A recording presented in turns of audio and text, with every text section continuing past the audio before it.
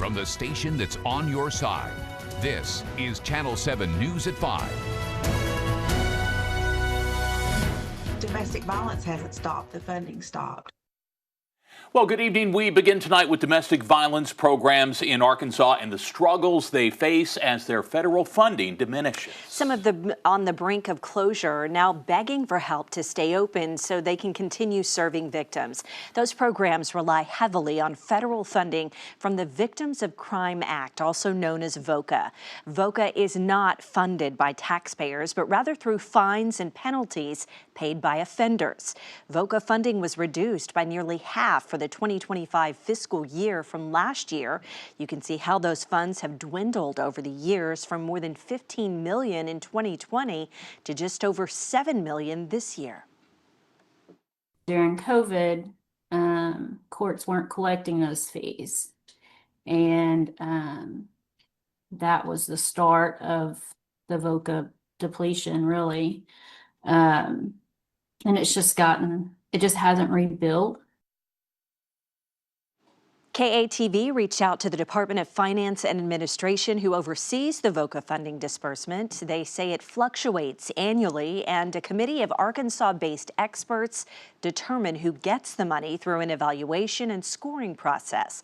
54 organizations representing all regions of Arkansas were selected, but many were not. Because of all of this, many programs are having to decide between reducing their services to victims or just closing altogether. Now, one such program is in Russellville. We first reported on the challenges facing the River Valley Shelter about a month ago when they were forced to lay off 80% of their staff. Channel 7's Chris Gay joins us now with where things stand today. Chris. Chris and Beth, a month ago, Mandy Giles was worried about exactly this. Would she be able to remain operating and serve her community? Well, after thinning down her staff to just 2 people, the shelter has been able to remain operational, but not without making more heartbreaking decisions. And unfortunately, we don't have any room for anybody else. And when we refer them to other shelters, they call back and say they don't have room either. The River Valley Shelter did not receive any funding from the Victims of Crime Act, which is vital funding to their operation. Though Giles' shelter did not receive that federal funding, 54 other organizations across the state did. The Arkansas Department of Finance and Administration oversees the disbursement of this funding. They divided the state into different regions and only awarded select places in those regions. Since the funds have dwindled, what is the criteria for selecting specific shelters to fund? It was due to sustainability of shelters. They really look at what other income flows you have, and we just don't have the donor base that bigger shelters have. But wouldn't shelters in cities with more avenues of financial support be more likely to be self-sustaining even without VOCA? They said they had donors that would cover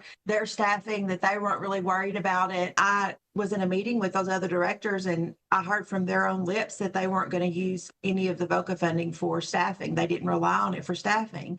We do. Will the funding come in next year? I'm not sure. It will all depend on the money that comes from the federal government to fund the DFNA's ability to distribute the funds. Despite the lapses in funding, the River Valley Shelter is still providing their services to the community. As long as there's hotlines coming in, there'll be somebody here to answer those hotlines, because these folks are fleeing for their lives. Giles tells me that because the shelter is down to, of course, just a 2-man operation, they have also lost state funding from the Arkansas Coalition Against Domestic Violence, which sets standards for domestic violence shelters across the state. Their small team is because of that VOCA funding losses.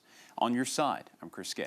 Okay, Chris, thanks very much. The River Valley Shelter has also been forced to cut its food program, which serves the wider community due to those funding cuts. Your Metro for